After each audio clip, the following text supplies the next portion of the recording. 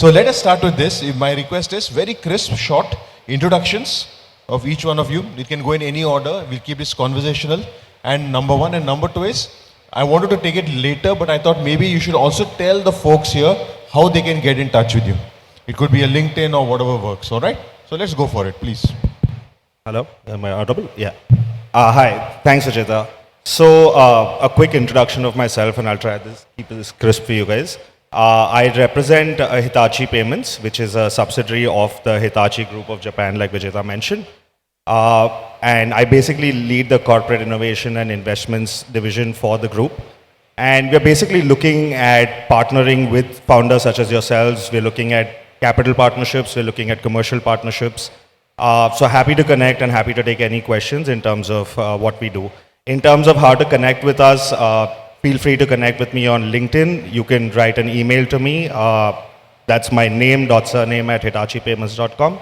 Or you can write to us at innovate@hitachipayments.com. Thank you. Hello everyone, I am Jyoti Pahadsingh. I head the innovations practice for Societe Generale across all regions in India and anyone who has any business outside. So we do have presence globally, and my innovation team is there in Romania, Morocco, Poland. So anyone who has that market, please, you can get in touch. Prior to Societe Generale, I have been a consultant. I've been an entrepreneur. I have done in various sectors. I'm probably the most hyphenated professional out here along with Vijetha. You all can reach out to me on LinkedIn. My surname is not very common, so if you just type that, you'll find me on LinkedIn, and happy to connect.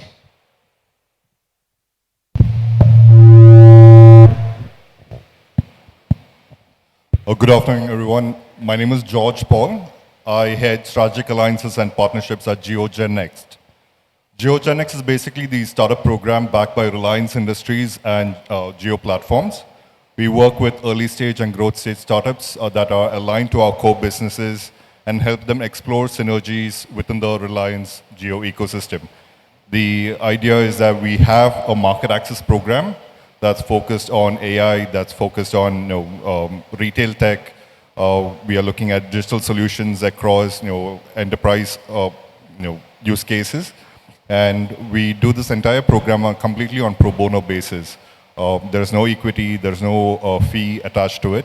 The idea is, again, looking at synergistic opportunities. So prior to joining JioGenNext about 9 years ago, I had the privilege of working with the Kerala startup ecosystem as part of the Startup Village initiative. And it's been a wonderful 11-year journey in the startup ecosystem in India. So good to be back here. And you can, of course, reach me on LinkedIn, or my email address is george.paul@ril.com. Thanks. Hi, I think it's good evening to everybody. I would appreciate if everyone can keep your mobile phones down for some moments and hear us out, because it will benefit for all the founders sitting here, would be helpful for all of you to learn from us. The point what we're trying to bring is, I represent Aditya Group, Birla Group. I have been in the innovation space fairly from start of my career. I come from an airlines background, which is very agile, working neck to neck with each other, moved to payments, and then moving to a corporate innovation team. The first thing what we learn when we join innovation is learn to fail. Never learn to succeed, learn to fail. If you don't fail, you will never succeed in life. That's the biggest mantra of innovation. As a founder, I would leave behind with everybody today while I'll walk out from here. And to reach me out, I'm available on LinkedIn. And we as an Aditya Birla Group is a large group. So I'm just take care of a financial innovation, which is one set of the vertical. There is a huge business which instrumental chemicals, constructions, cements, real estates. I'm happy to connect with the respective category leaders of innovation. If anyone is happy to reach out to me. Thank you so much, everyone. And what we would also like to offer to the wonderful founders and entrepreneurs here is, after we finish our panel, maybe we should be able to find a few of you folks, meet us, let's say hi to you and whatever help that we can extend to you. So we want, because we really want to work with all you fantastic folks. A shout out to the Kerala Startup Mission team. I think they do some amazing work. The way they're bringing everyone together, I think we should really raise a round of applause for them. Thank you so much to the entire team. And now let's get down to the business matters, as they say. And what we'll do is it's like a round robin, or you want to be conversational, is very important for us. What are the use cases? What are the paid POCs? Which divisions of your various organizations are actually looking right now to work with what kind of startups? Maybe you all can give some kind of explanation on that. It will be of tremendous value to the audience and to the founders here. Please. Anyway, any order? So I would say it's not a very easy answer when it comes to a large bank, rather not just a large bank, a very legacy bank. We are almost like 160-year-old. So innovation, depending on business to business, and the way we look at it at a corporate level is different by definition for everyone, right?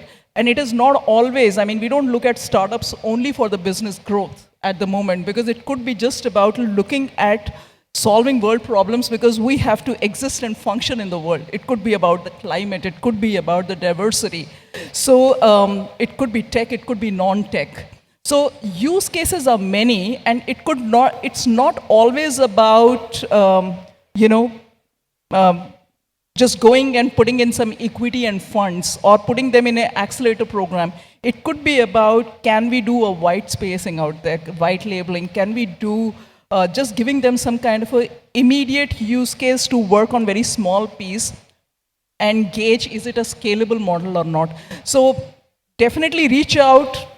Let's find out. We are looking at cybersecurity because, of course, by going digital, I don't think any business right now is not looking at secured thing, because payments, irrespective of which business you are in, touches your business. And I will not go deep dive because Rishabh will have a better view when it comes to payments. But this is just an example that I'm saying. It's very vast. Okay, fantastic. So cybersecurity startups, if anyone is here or if you know founders in cybersecurity, Jyoti is a great person to be talking to from SocGen Bank. Thank you so much for that, ma'am. Yeah. Yeah, I can take it up next. So while I represent Hitachi Payments, which is the payments division of the group, of course, Hitachi as a group, we've got about 300 subsidiaries globally. If there are startups that are working on any solutions in other spaces of Hitachi, while I'll restrict the conversation in terms of the spaces that we are looking at, but we of course have divisions in rail, in energy, happy to connect you with the right folks across the globe for those. As for Hitachi Payments, when we set out to do this initiative, we identified a few white spaces that we really think are exciting. But what we realized somewhere along is that we're actually learning a lot more from these entrepreneurs, right? There were entrepreneurs that reached out with solutions which were beyond these spaces. And when they explained the use cases to us, we found those extremely exciting. So happy to connect with founders who are working on any spaces of payments, any leg of payments. Some specific examples we are looking at is, like you rightly mentioned, I think payments compliance is something which, as payments kind of evolve, we think payments compliance becomes extremely important. We're looking at some of the forward-looking spaces like CBDC, ONDC, any startups working on any solutions on those. We're looking at issuance as a space, and we're looking at artificial intelligence and the role that that plays in payments. Perfect. Thank you so much for that. I am slightly different the way we at ABG function. In Aditya Birla Group, we don't bring the technology or digital in the center. What is important for us is the customer. Because whatever you guys develop, route through us or through any banking partners, last mile connectivity is very, very important. First thing is understand your customer, what they want.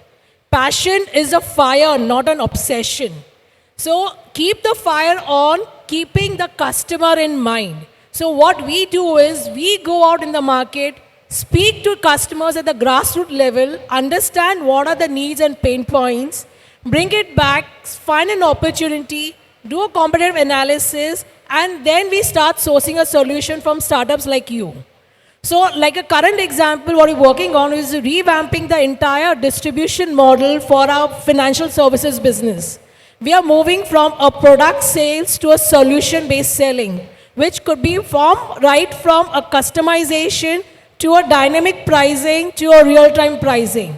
But these three things came to us from the customers, not from the business. And that's exactly how we approach by being a customer-centric organization. Thank you, Sweta.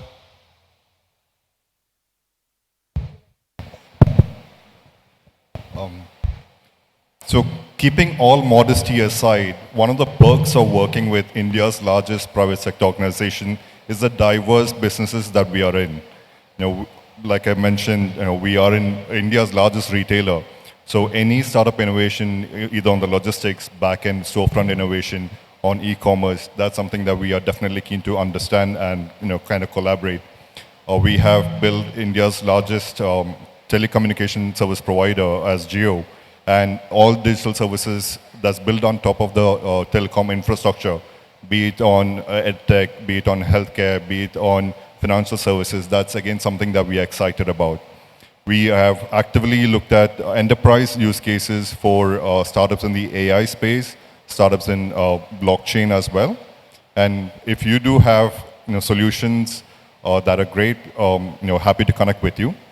There are a lot of mobile app developers who are sitting on Android and iOS platforms. However, we have, of course, the Jio phone, which is a new market segment that you are able to cater to, expanding your reach.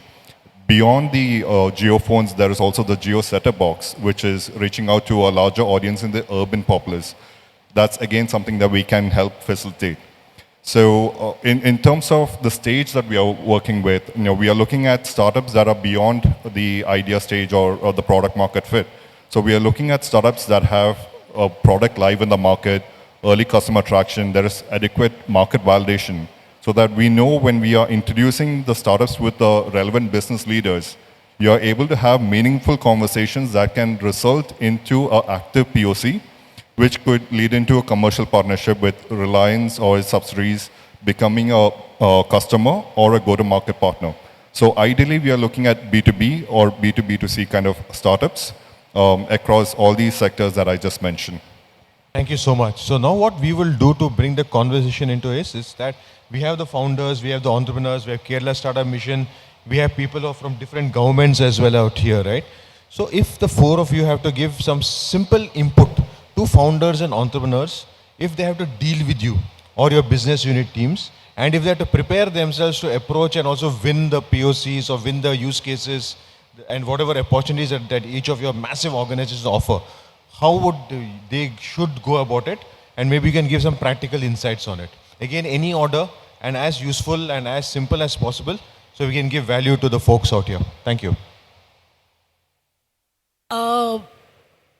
The thing is, we normally, whenever we look for a startup pitch, there are three areas what we start for.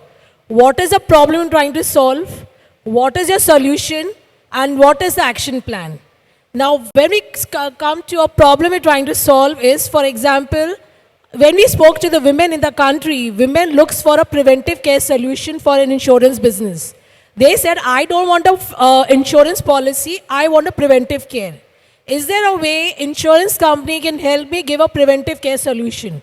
That was a problem statement we picked up, went to the business, we brainstormed for 1 year at least, and we are in the stage of launching a preventive care solution for a women, which is slightly different from an insurance business. That is how we start with a problem statement. The solution we bring in, what is we want to cover for a women. It should be the complete life stage, it should be the teenage, it should be the maternity period, it could be the post-maternity period. Then comes, how are we taking this to the market? What is my GTM strategy? Are we doing it on the small towns? Are we doing in the Bharat sector? Are we doing it in the urban market? So we define all these segments, and this is when we're asking for a pitch from you, is where we want the clarity on these 3 areas, how you guys are going to come in and bring your solution so that match my needs, so that I can bring you together.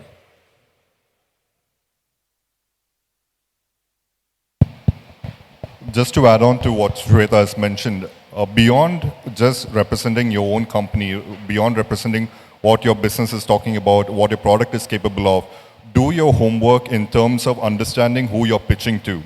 Understand what are the business requirements that some of the organization may have, what are the business priorities that they may have. Most of this is available on, most of the data regarding the company's health is available on public domain.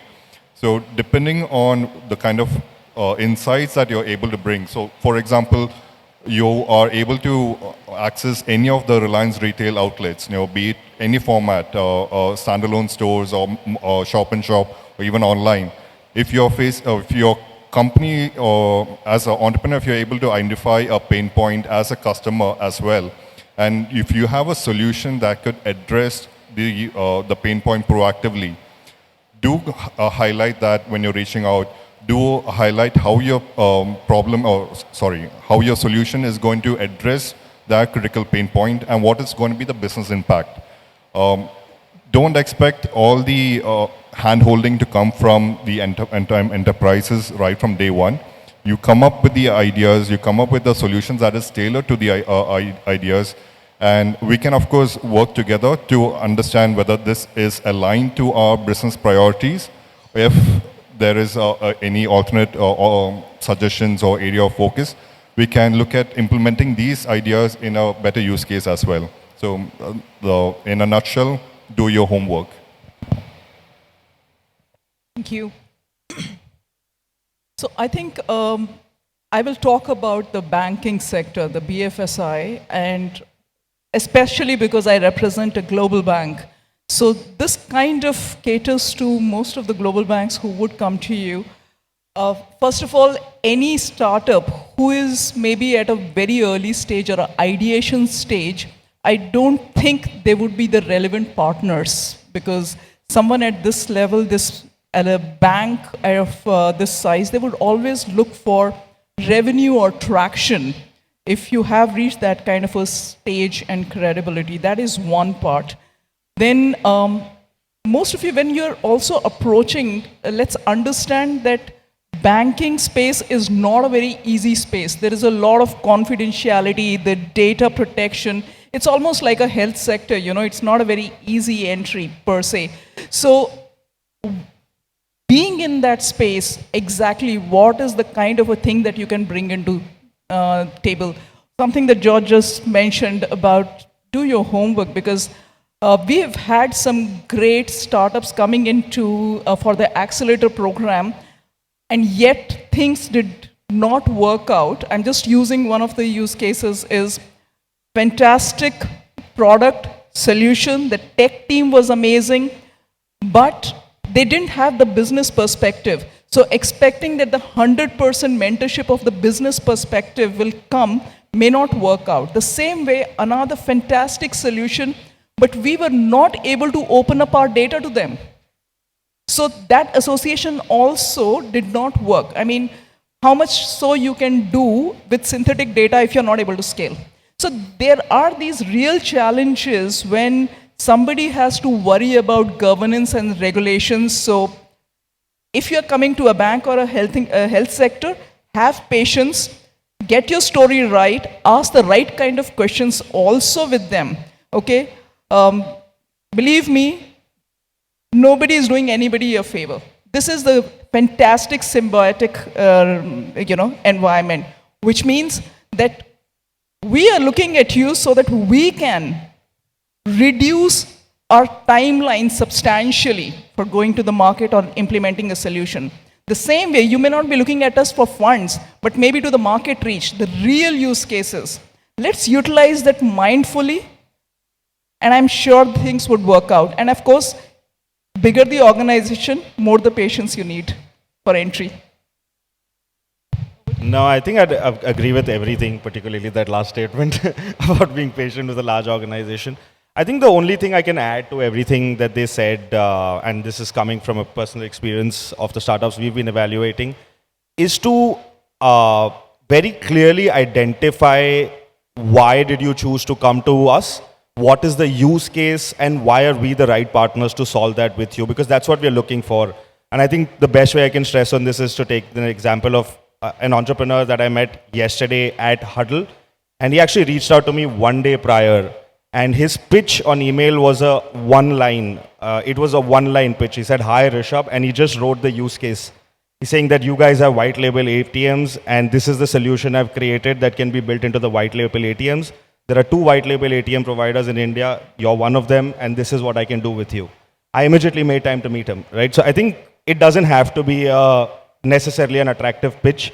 I don't think you need to really talk about your funding stories in the first pitch. I don't think you need to talk about how many investors you already have on board. I think it's more about making the startup, making the corporate realize why they are the right fit for you. I think that's what we're all looking for in corporate innovation. Perfect. So I think with the inputs here, research work is very critical. You must know exactly what you're going to offer as a solution, and that will make it faster and better, and also the chances of success are much higher for you to get the right people, the right use case. Excellent. And I think the way people have reached out to you, I think for founders and entrepreneurs, I think there's a way that you can download the app, you can reach out to various folks, you can meet them at the different sessions that are happening. So I hope you're networking and taking advantage of that. So now we'll just change gears slightly. So, and I would also like to ask the organizers that if you don't mind, just we're going to, after this, we're going to ask the audience to ask us some questions so that we can answer it. So no, we don't want to let them away from the conversation. So what we will do here is just imagine that you're creating an environment where you want to make the startup succeed in getting a great POC, getting it, even if, as you said, it's not just about for money, like even understanding of what are the use cases out there, right? So if you're saying research work, preparation, getting to meet the right people, keeping it crisp, keeping it showing that you're ready for it, what is the exact way they should do it? Number one. And number two, give us an example of someone who's not done it so well, made a mistake, but understood that they made a mistake, learned from you guys, and then came back with a very strong pitch. So it's almost like a role play. It's a little bit of fun, and but let's do this for the folks out here. Is that okay? Sure. I'll go for this, Vijetha. The thing is, at ABG, we have 2 programs running for a startup. One is a Biz Labs, where we invite startups and we present it to the businesses. We do Biz Labs on global level. We do Biz Labs on a state level.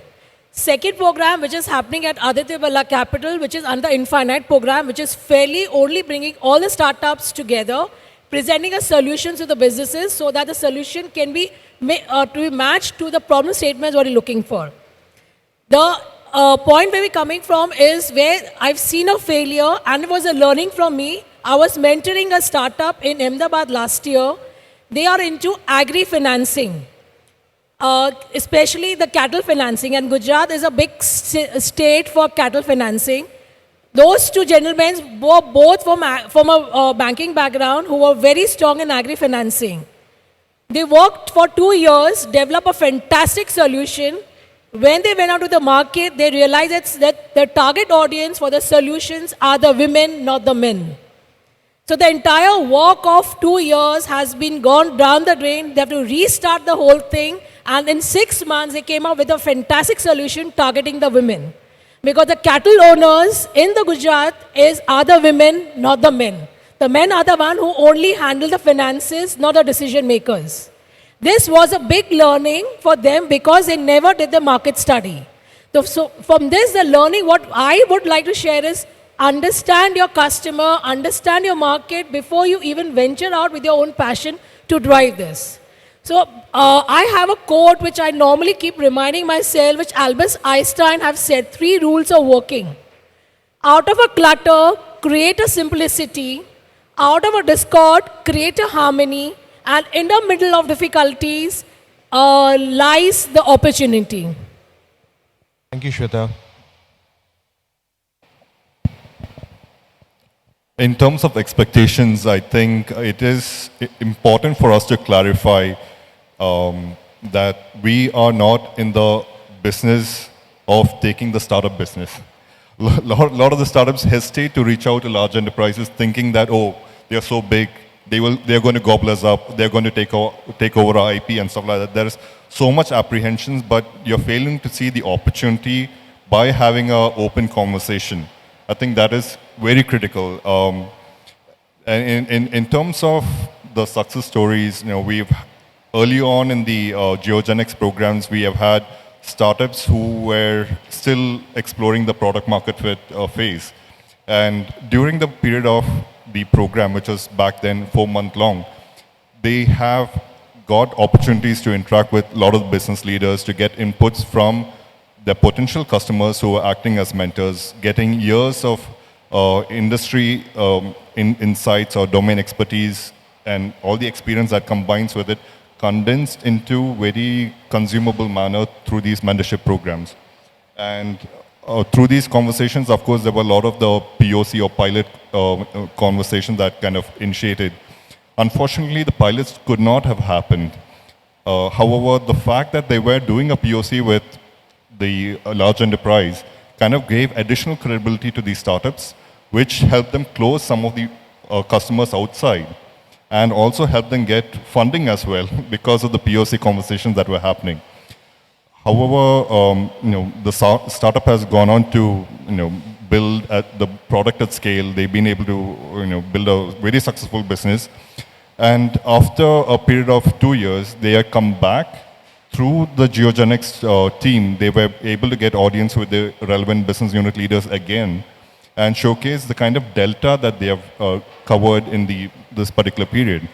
So now they are in a better position to pitch with the kind of insights that they have, the kind of learnings that they've had from the market and otherwise. And if they are able to improve the productivity, efficiency, or customer delight for our end users, even by 1%, the volume of business that we do, that 1% is huge, right? So for the startup, it is a massive value addition. For us, it's a massive value addition. And that is what we need to focus on as to what is the win-win output that we need to arrive at from these startup engagements. So,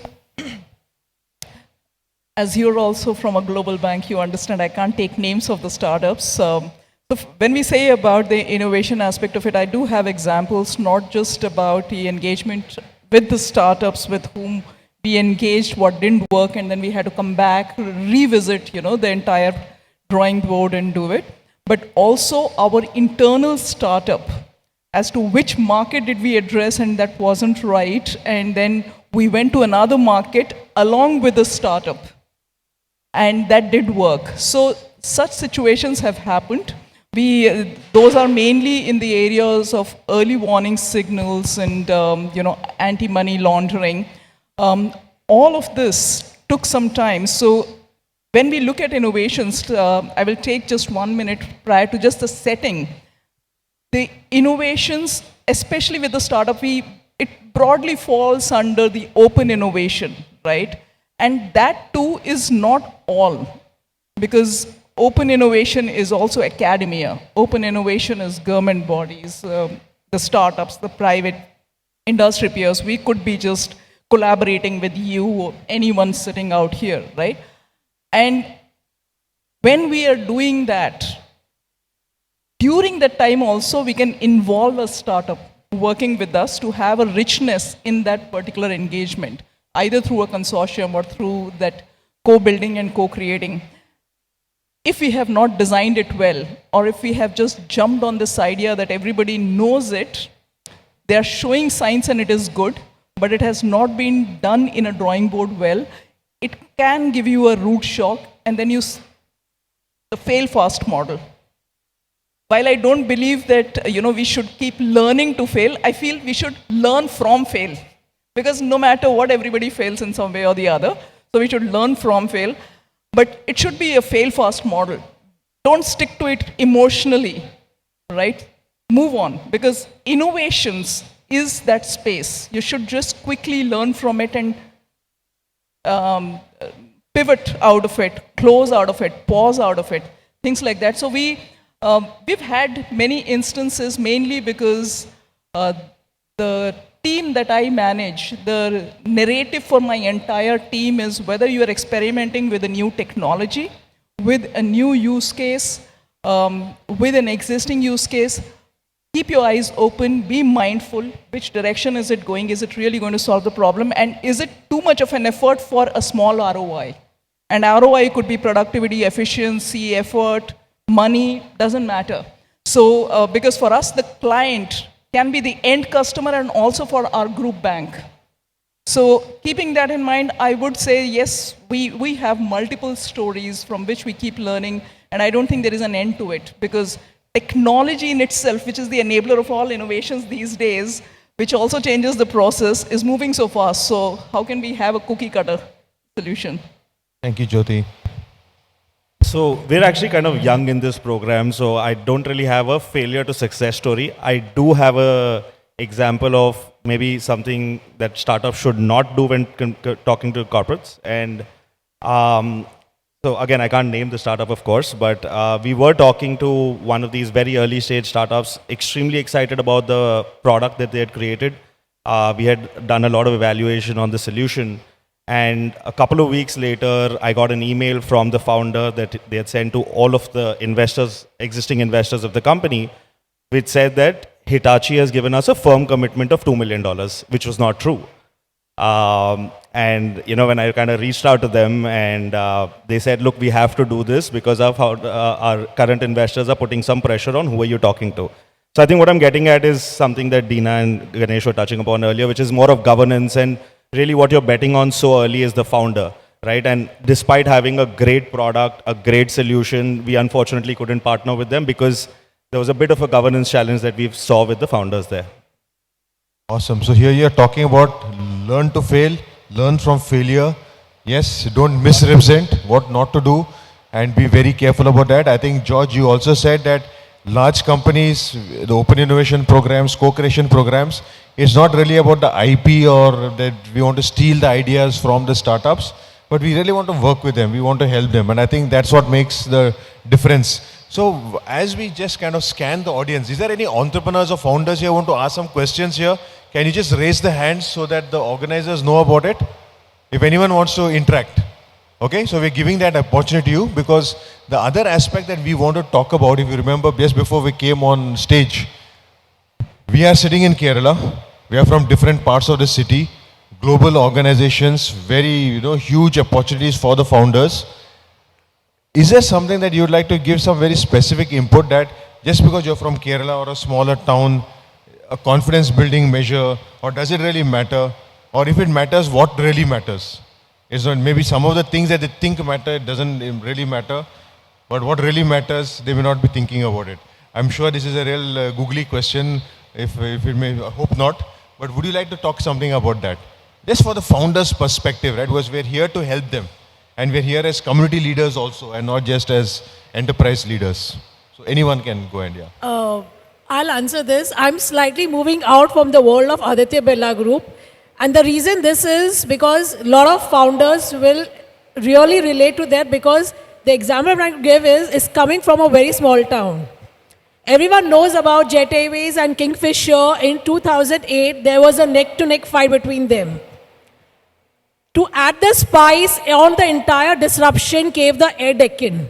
Gopinath sir was coming from a small town with a vision to change the way people fly in the country.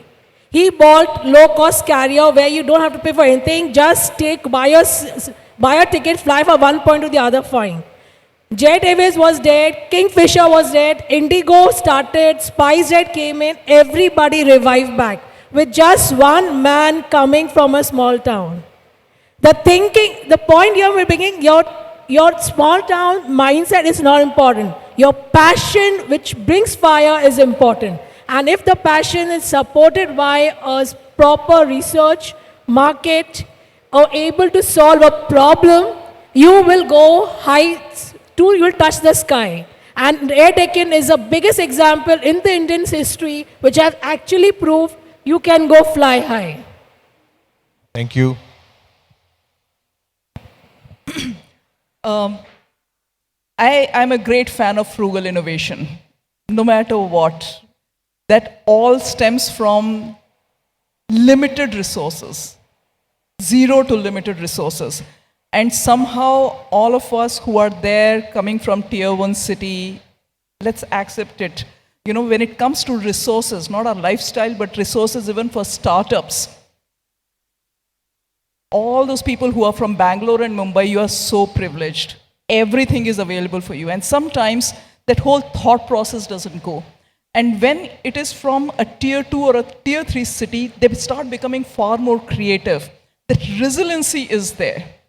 I, as an entrepreneur, right now, if I don't wear the corporate hat and I talk like an entrepreneur, I do know that when I go out for some frugal manufacturing and I would stand there, people will look at me and see what they're making for Jyoti Pahadsingh. They're not going to see that if this is going to have a social impact outside. So for that, we will have to go to a place like a Lucknow or, a Punjab or a Kerala. I mean, in fact, I was talking to a couple of people out here about their hub over here, Coimbatore. The reason is they do think from how can you start from scratch and not really follow just the lead. So it's all about that the speed is much higher. They want to move much faster at a different level without those resources, because not every time you will get all that support system. There's a lot of potential, and in the current stage, if it is a SocGen or a Aditya Birla Group, Jio, doesn't matter. I mean, pandemic has taught all of us that you can be anywhere as long as the solution resonates with the business problem the business is looking at. They have completely zero qualms. You don't need to meet, run around, burn your effort and money till the time it really makes that kind of an effort. And of course, great organizations like, KSM and all, they make sure that they are bringing all kind of a support and help to you. But yes, when you start looking around, LinkedIn itself is an amazing platform. We have found some great founders there. I have found some great partners there. And I'm sure that everyone out there would have some or the other success stories out of there. So small cities right now, I would say, if you start looking at it, do have a, non-tangible advantage over the tier 1 because of their growth mindset. So growth mindset is the key, and that's what should be encouraged as well. Fantastic. Please, Rishabh. I think completely agreed with you. I think innovation, it doesn't matter where it comes from, right? And I think all corporates are cognizant of that. I don't think there are any biases that any of us are keeping about that. I think it's about the solution. And I think I can only repeat what George had said earlier, that one concern that I've personally seen when I talk to a lot of entrepreneurs, particularly coming from slightly smaller towns, is oh, but what if you take over my company, right? And I think George rightly put it, we are not in the business of running your business, right? We're basically looking to partner with you, grow with you, scale with you, and actually help your product with whatever strength we have developed, right? So I think those are the only two pieces that I'd say. Fantastic. Thank you to each one of you for reaffirming this, that it doesn't matter where you are, but what matters is the way you think, the growth mindset, doing the research work, and approaching. Don't feel shy. I think one of the few folks we're also talking about, be a little bit of, that little bit of shamelessness also must be there, that approach. But of course, with the right intent and the right research work, the right way, I think that's what matters. But thank you for reaffirming this wonderful message to the entrepreneurs. I'm still not sure if any entrepreneurs still want to talk. You hold on to the mic, my friend. Hold on to the mic. Because or should we take the question? Okay, done. Please, go ahead. Yes, we were having a discussion of innovation. Recently, we inaugurated our new office with our team members. Every 250 employees, they inaugurated this, and the concept of inaugurating a new office, that we innovated. But what will be the difference between planned innovation, which has to be done in 2 years or in a long-term view? How can we prioritize as founders? Will be prioritizing this, which stakeholder should be the first person to be innovated, or what should be the priority, and do we have any equation to that? Want to talk, which industry are you from? My name is Sanafir. I'm the CEO of Aggarwal. It's an educational platform. We provide individual live online tuition. So we have a huge capacity of tutors. We are into women empowerment. We are employing more than 2,000 2,500 women on women teachers in Kerala. So we have a huge audience to take care. So prioritizing which area is the major problem that I am feeling that I should hear from you. Okay, great. Who would like to answer it? Anything else that we want to ask him, or we are comfortable? Kind of comfortable out here. So, sorry I missed your name. Sanafir. Yes, Sanafir, I would say that I heard multiple things out here. Okay, you might want to just focus on one thing, which is the easiest for you to achieve. And yes, innovation, I do think that, innovation strategies can be planned. Innovation per se, yes, corporate innovation can be planned probably, because there's somebody's putting in either the fund as a cost center or an investment center. But yes, totally. Focus on one thing, okay? You will, or rest of the things start adding up and following you. You are setting up your business. Focus on that platform. Your main focus is women empowerment, which means, from what I understand, you're going to have your workforce is all women. Is that correct? About 80% of our workforce is women. So think about it. What do you want to achieve? Because only then, because innovation, like I think some time back I said, it is not a cookie cutter answer, right? It comes out. The minute you will see a challenge, most of the best of the businesses have come out because somebody was facing a problem which they wanted to solve. And that is innovation. Whether it is Uber, whether it is Airbnb, okay? One of the best innovations which has happened, I think Uber brought in that, the entire aggregation platform out there, because there were no easy transport available, right? The same way, just think about it. I'm pretty sure you'll be able to build some platform which has a better innovation. Thank you, ma'am. Thank you very much. Yeah, if I may add one more thing, don't go chasing trending buzzwords. Don't go trying to forcefully fit AI, ML just because that's the flavor of the month, right? I think that tends to deviate each startup from their core business. There is a clear return on investment, there is a clear return on effort. So you need to use that metrics to prioritize what are the features that you want to add to your product and help. That kind of sets your product roadmap in terms of the area that you want to innovate into or area that you want to focus on, right?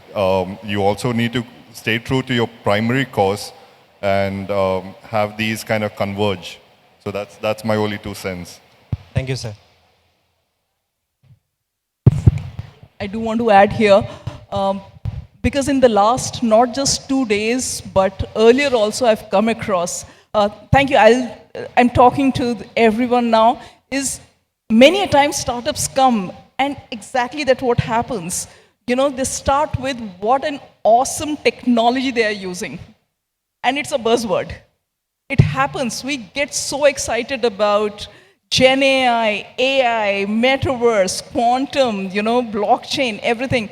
But what is that solution that you're bringing which is really solving that problem? And is it really a problem? And if that is a real problem, is it such a big problem that you want to put in all your energies to solve it? Is there enough market? So backtracking and putting it back to what you said, looking at the problem is one of the biggest thing where you can start focusing your innovation on. That's for all the startups. Thank you.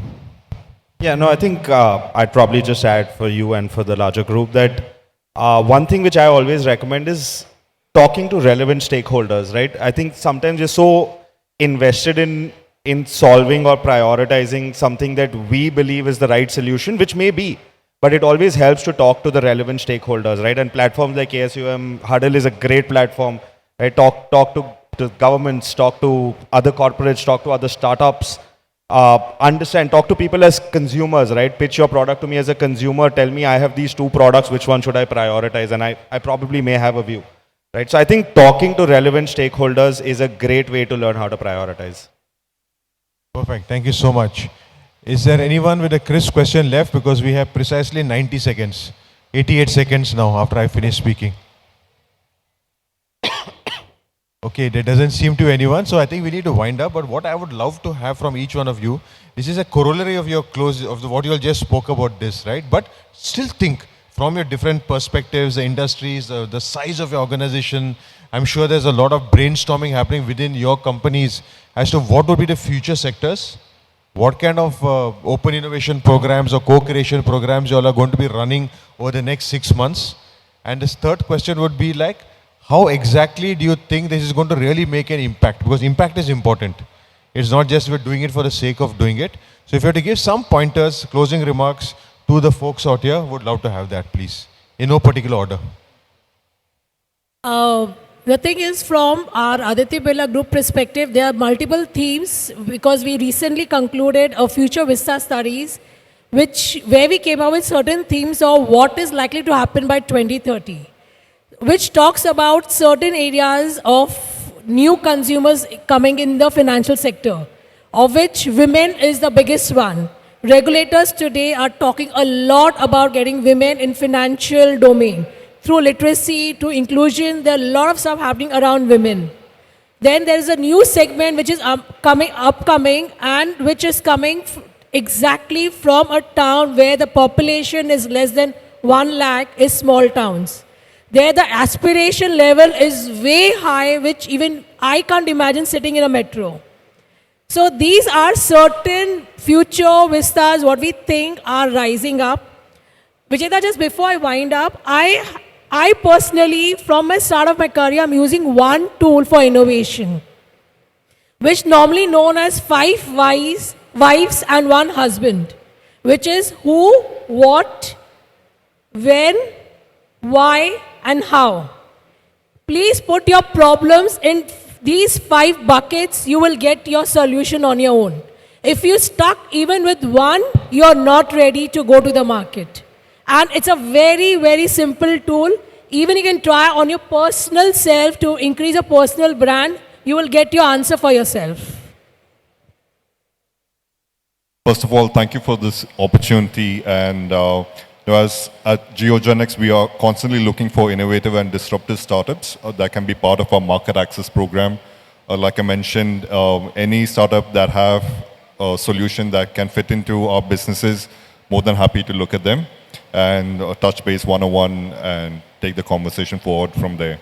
And if I may add to one of your earlier questions, coincidentally, every cohort that we have had so far, there has been at least one Malayali in the program. It was not by design, it is not because I am a Malayali, but it so happens. So there's absolutely no limitation in terms of what a startup can do based on where they are from, as long as they have the aspirations for it. So that's about it. Thank you. That's a nice one, George. Thank you. I will use this last 2 minutes that you are giving me as a reverse pitch for SocGen. Okay, Society General. So for us, we are always on a lookout for the startups and the ecosystem partners, and whether it is the ecosystem partners, we are talking about open innovation, whether we are talking about advisory, where we keep looking at what is happening in market. If you have a better view, reach out to us, and we are willing to look into co-authoring with you, or even the quick experiment. So broadly, I would put some 5 themes, and if you are somewhere in that, please do reach out. Whether we are talking about data and AI, absolutely a huge place to be in. Cybersecurity, which I did mention some time back. New technologies, the emerging technologies, which we do know is not going to be adopted right away, but maybe after 2 years, 5 years, or so on and so forth. But can we do some quick experimenting together? We are more than open to do that. ESG, sustainability, we are extremely big on it. Of course, being a European bank, we are, and we are collaborating a lot with the institutes out here.